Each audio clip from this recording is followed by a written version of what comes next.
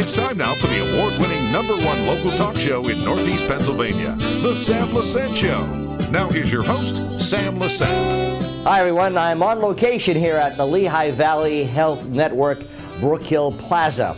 And they're doing great down here. It's right off Route 93. Today, folks, some interesting information as always. Health information. Every time I do a show like this, I learn things. And I'll be talking to my good friend here, Alvaro Reymunde. And am I saying that right, Alvaro? Yes. Alvaro yes, Reymunde. That's right. He's a little older than me, folks, but that's okay. I'll try to keep up. Try to keep up. Alvaro, it was nice to talk to you again here. Yeah, thanks for having me again. You know, I do these shows with the Lehigh Valley Health Network, and every time I do a show, I learn things, you know, and I'm hoping the viewers do that. Today, we're I hope so too. Yeah. Well, this location is a beautiful location. It is. It's a remarkable location. Yeah. It's very convenient. What do they have here now? What are they doing here? We're doing, my side is the pediatric side, and sometimes when I'm not here, Dr. Clicken or Dr. Cadge will sub in, and the other side will be internal med. And we have all the services we have at the other office. It's fabulous. It really it's beautiful. Now, your specialty is Pediatrics. Okay. Now, what are some of the common illnesses that young people are getting? Yeah, and that's really important, especially with kids back in school. The more common illnesses you're gonna get, I usually get the head lice kids. Which is really interesting. A lot of people think, or it's common knowledge, or common belief that kids with head lice should be taken out of school, that these kids can't, participate with other kids until all of the nits and all of the eggs have come off. And that's not necessarily true. It's actually pretty uncommon for head lice to spread to another person just by being in minimal contact or even sharing hats or combs. Usually you have to be in prolonged contact, like sleeping in the same bed or things like that. Okay? How does one get head lice? Usually you can get it from a cat or other people, but it would have to be like a prolonged contact with their hair. If you borrowed somebody's comb real quick, that doesn't cause it. And even if you share a hat, it doesn't transfer. The nits that are actually going to be transmitted to the other person are about 5 millimeters away from your scalp. So it's really, really close. And it really should be diagnosed by a pediatrician or a family care provider because a lot of times lice are confused for lint or some other material, and it's really not lice. So you're saying it can be picked up from an animal? It can. Mostly cats. Mostly cats. All right. Well, the people are always concerned about if they go to a theater, if they go to a concert, or go to something, they're concerned that they may pick up lice. Right. Is that not usually? No, not very common to pick it up at a movie theater or something like that. Right. Other common illnesses at the school age would be hand, foot, mouth disease in younger kids. And most family members will pick up on this as it's pretty common. You'll get the kid, usually between 3 and 7 years old, about 5, that will start getting like these vesicles around the mouth, and the hands, especially the palms of their hands will have little vesicles, and on their feet. So it's hand, foot, mouth disease. So that's pretty easy to remember. They'll get some fever, and that is actually very contagious. So if your kid does have that, bring him to the pediatrician or to your provider. And he should stay away from other kids. And it can also spread to adults. And adults tend to whine a little bit more about this condition than the kids. Well, how does one get that? It's a virus. It's a Coxsackie virus. And you get it from the environment. Other kids, some people can have the virus and not have any symptoms. And that's how you spread it. And you have here also scarlet fever. Yeah, so scarlet fever is it's caused by strep throat, pretty much. So scarlet fever is when you have the strep throat and then you get the strep rash, which usually starts around the neck and spreads around the chest. And it kind of feels like you're touching sandpaper when you touch it. And you get the fever. It's really important to diagnose this because about 3% of kids with scarlet fever or scarlatina can end up developing rheumatic heart disease. So it's really important to treat strep throat when it is strep throat, which is why it is important to go to the pediatrician, actually get the throat swab done. And since I've mentioned the throat swab, the rapid strep test that we do in the office or any office, when it's positive, it's positive. You would definitely have it. But if it's negative, it doesn't necessarily mean you don't have it. Once again, what are the symptoms for that? So the kids will the major complaint are going to be fever and not difficulty, but painful swallowing. And when you open your mouth up, you'll see the big tonsils, if you have tonsils that haven't been taken out. Or the roof of your mouth will be a little swollen. You can see red spots. We call that petechia. And those are kind of the symptoms. You'll feel like crap. I mean, you'll feel like you have the flu. You don't want to move. You don't want to eat. You have the fever. Is this a certain age group? Anybody can get strep throat. Kids under 3 years old, it's not very common to get strep throat because the bacteria actually needs some receptors on the mucosa of the mouth that the kids 3 years and under don't really have yet. So usually you see it in kids that are about 5 years or older. But we have seen it in younger kids as well. So we're coming into the flu season, okay? Yeah. What are the symptoms here, and what should we be doing to hopefully prevent really some? important, and I have to stress, get your flu shot if you can, right? We start giving flu shots at 6 months of age and older, and you can do the inactivated or the live virus, right? Symptoms of the flu, I'm sure a lot of people are aware. You're gonna have the fever. You're gonna, not want to move. You're gonna be sore and achy. Your muscles are gonna ache. And it's gonna feel like a cold at first, but it's not gonna get better, right? And we do have antiviral medications for the flu. It's one of the few viral illnesses that we have a medication for that can actually decrease the time of symptoms you have. Usually the flu will last 7 to 10 days. If you start the medication early, you get caught off 3 days off of that illness. One of the things that young people, okay, how important is for parents or guardians to realize that their children need proper rest, proper diet, and maybe even some exercise. Now I know, the schools start early, and these kids are up at sometimes 5:30, 6 o'clock, and it's a long day, and some of them can't even eat breakfast in the morning. Right. So there's all these things that are imbalances, I think. Okay. Yes, definitely. What's the best rule of thumb here? And I'm really glad you bring that up because I am seeing more and more obese and overweight children in my office, and generally leading a sedentary lifestyle, not doing anything. So it's really, really important. So diet-wise, it's really important. I think this is the diet plan that I put on all my patients, and what I think everybody in the world should be following. You have to eat every 2 to 3 hours, right? Little snacks, little meals. So small, frequent meals. That's gonna help you not be hungry. Whenever we're hungry, we're gonna tend to overeat. I understand that once kids are in school, it's a lot harder. The hours are all messed up. You have to wake up really early, a little bit later. So for kids who are in school, breakfast is very important. Get a nice filling breakfast.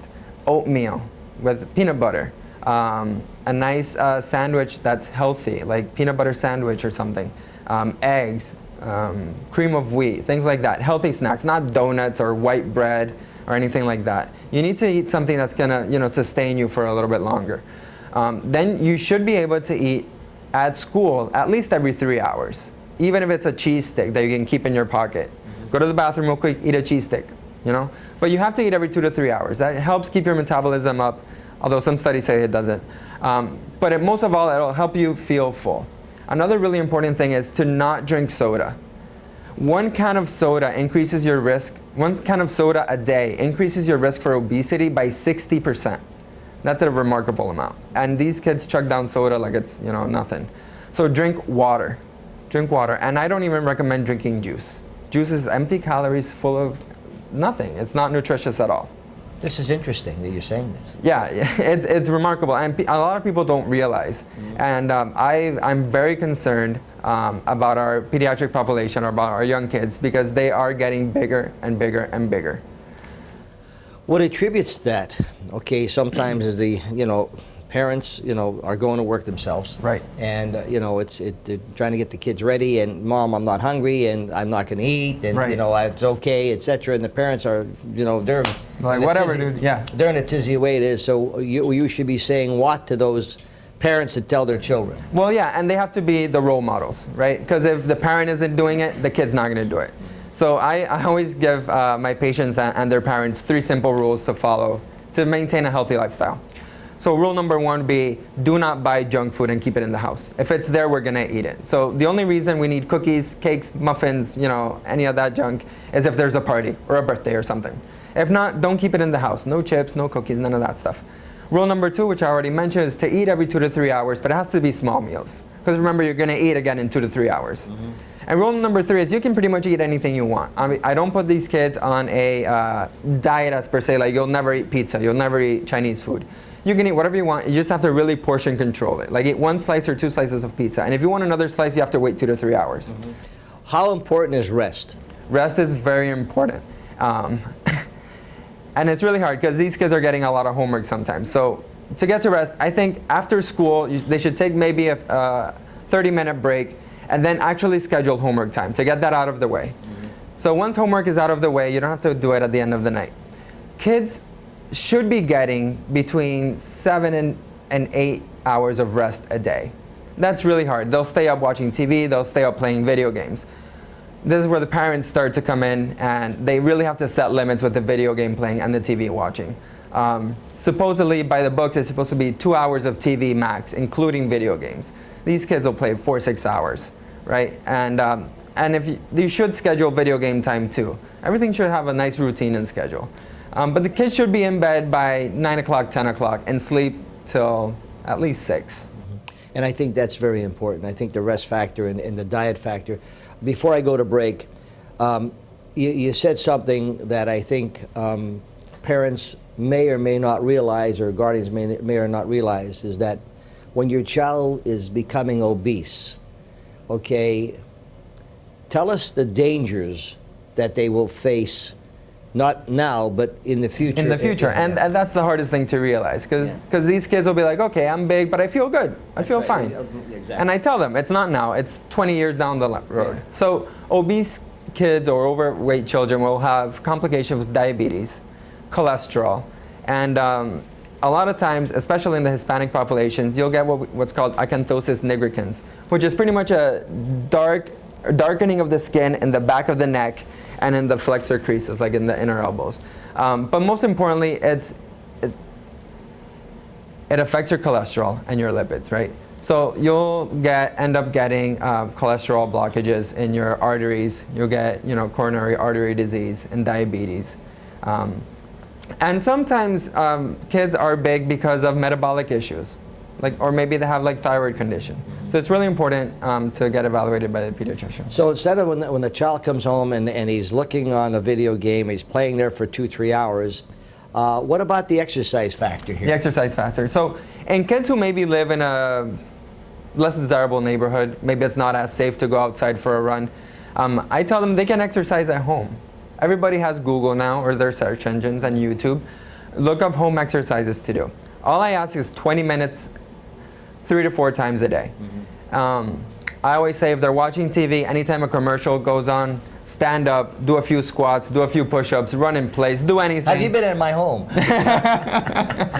I do. My wife makes me do that all the time. Well, good. Yeah, you're good. always you just have to move stay around. Active. Yeah, you have to move around. If you have stairs, go up and down the stairs. Excellent, excellent. Folks, I'm talking to Alvaro Reymunde, Dr. Alvaro Reymunde, down here at the Lehigh Valley Health Network, Brookhill Plaza, beautiful place, 501-4LVH. That's 570-501-4LVH. Now, what about the return of some illnesses? How are we going to cope with them? But once again, there are ways, I think, that you can prevent, excuse me, some of the illnesses that doctor is talking about. We'll take a break. We'll be back after this. Welcome back to the Sam Lesante Show, folks. I'm on location here at Lehigh Valley Health Network, the Brookhill Plaza. And if you want to contact, get information from this particular office, it's 570-501-4LVH. And I'm talking to Dr. Alvaro Reymunde, who's a pediatrician here. And we're interesting things. If you just tuned in, we played the show a number of times. And for those of you who would like to know the shows, you can go to our website and just like our guide, as well as on the TV. All right, we talked about common illnesses. Now we get into the return of some of these illnesses. Right, okay? right. Such as chickenpox. Right, chickenpox. And chickenpox, in all fairness, never really went away. Some kids still get it. But we're seeing more and more of it due to the surge of what the media calls the anti-vaxxers, right? So the people who decide that they don't want their kids getting vaccinated for whatever purpose, be it religious or fear for autism or fear for infertility or whatever they decide. But this movement has been going on for a while, and now we get to see things that have been pretty much 99% eradicated in the US. Chickenpox was never really fully eradicated, but we're seeing it again, and we're seeing it more and more. Why is that? Because of the vaccines. So varicella is the vaccine that would prevent chickenpox. And some people do not want their children to get right, because they'll be like, oh, I had chickenpox when I was little and I'm fine. And a lot of us did. I had chickenpox when I was little and I'm obviously fine. There is a small percentage of children, though, that will get chickenpox and will lead to more severe presentation or more illness, which is why we developed, not we, but the researchers developed the vaccine for varicella. How do you know if you're getting chickenpox? All right, so sorry. So chickenpox, you'll get these vesicles in different stages of healing. So there'll be like different stages. So they'll start like a little papule, like a little bump, and then they'll turn into like a blister-like rash. And you can get it all over your body. Hands, feet, chest, back, face. And these blisters will pop and then they'll scab over. Now kids who do get chickenpox is highly contagious. About 2 days before you get the rash until every single blister is crusted. Once all blisters are crusted, not contagious anymore. And that usually takes about 6 to 8 days. Okay? Before you get the rash, you'll get like cold-like illness. You'll get a runny nose, a little cough, you feel a little crappy. We talked about, rest, exercise, and the proper diet, okay? By doing that, okay, could that prevent some illnesses if your body is in good shape? Right. So the healthier we are, the more we rest, the stronger our immune system is. Okay. And it's not that you won't get the virus, but your body will be more able to fight it, right? It'll be more prepared, it'll be stronger. So you might get the virus, but your symptoms might be much milder. Do you recommend people getting the vaccine for chickenpox? Definitely, definitely. And it's part of the routine vaccination schedule. Which is important, why you should be sending your children at least once a year to get an examination. Measles and mumps. Measles and mumps. So I'm sure everyone heard about the measles outbreak recently, which started out in the West, right, in Disney. And this is, again, all due to the people who have stopped giving vaccinations to their kids. Measles, and I have some data here, I'm just going to reach over. Sure. In 2014, we had 668 cases of measles, which is the most cases of measles since 2010. And this is remarkable.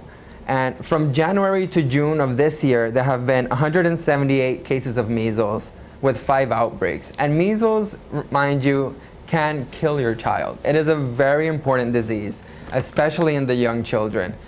You'll get some red spots around the body. Inside your mouth, you'll get what's called Koplik spots. Right in the inside of the mouth, in the back, you'll see some spots. You'll get the classic, cough, coryza, and conjunctivitis. And if you are suspected that your kid has measles, you have to rush to the pediatrician. Unfortunately, there isn't an antiviral or an antibiotic to help with measles. You pretty much give supportive management and vitamin A. But we need to check these kids out. It is contagious as well, as we know. It's really important.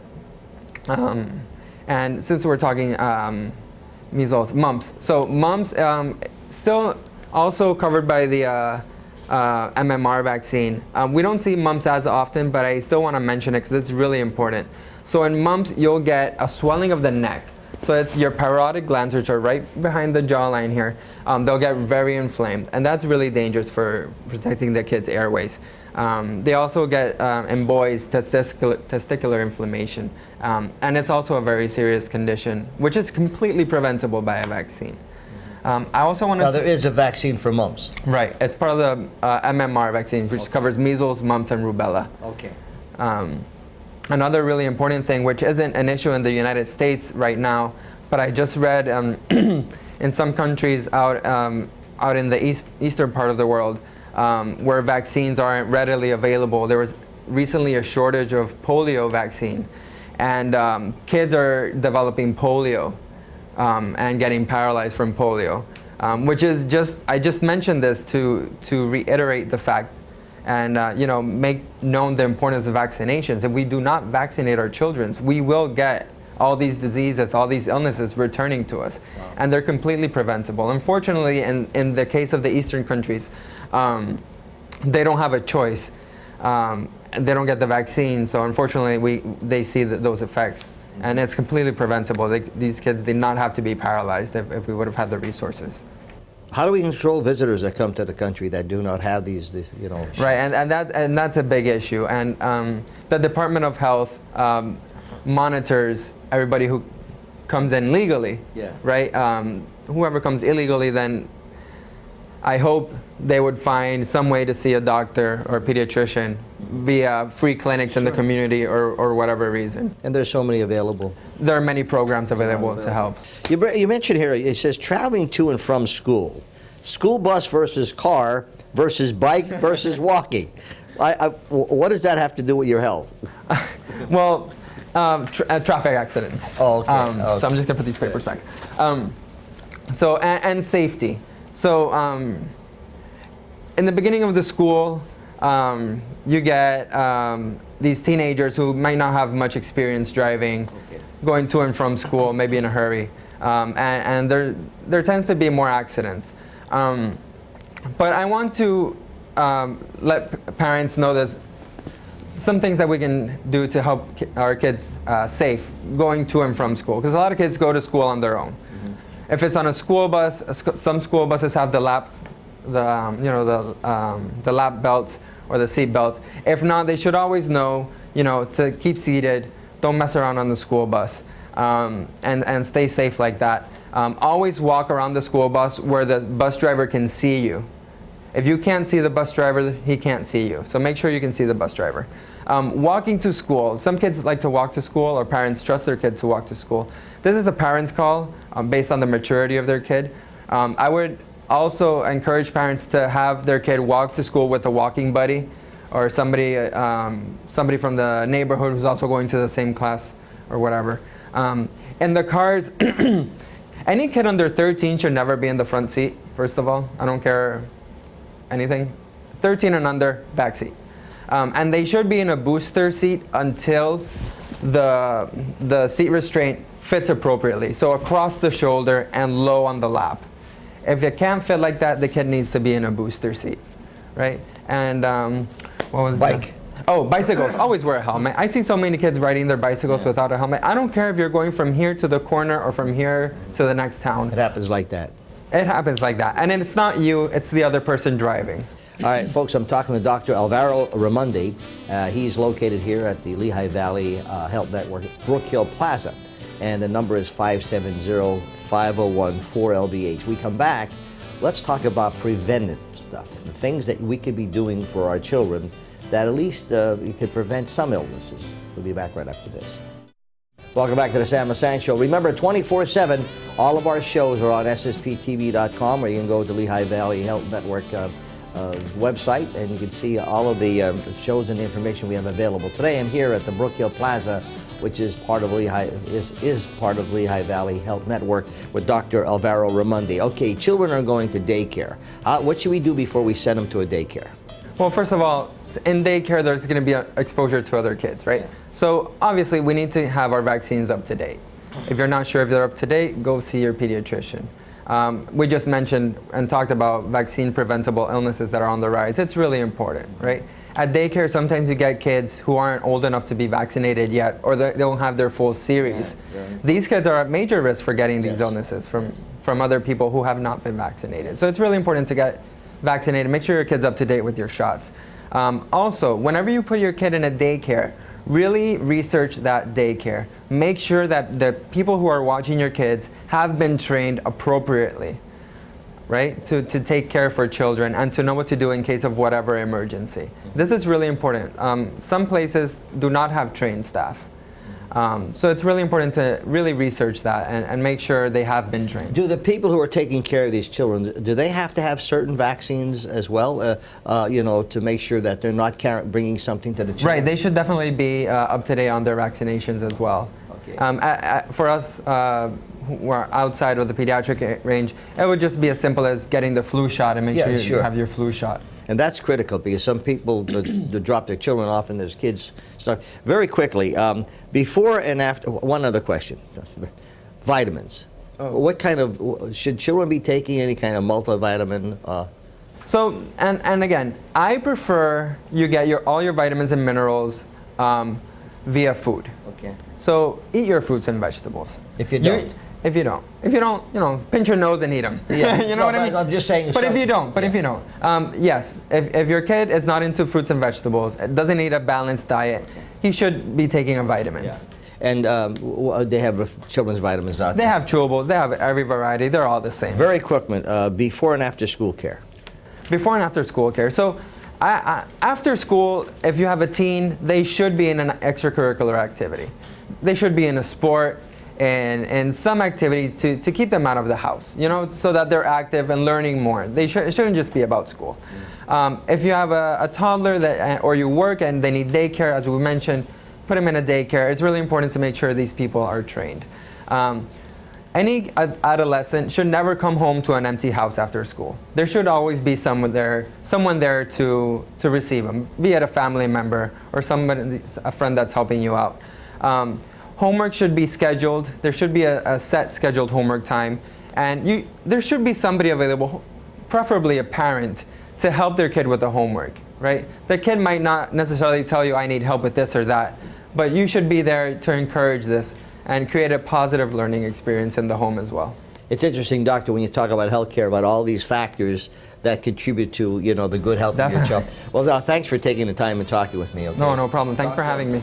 Dr. Alvaro Reymunde is located here, folks, at the Lehigh Valley Health Network, the Brookhill Plaza, 570-5014, the number 4, L like in love, V like in valley, and H like in healthcare. We'll see you next time.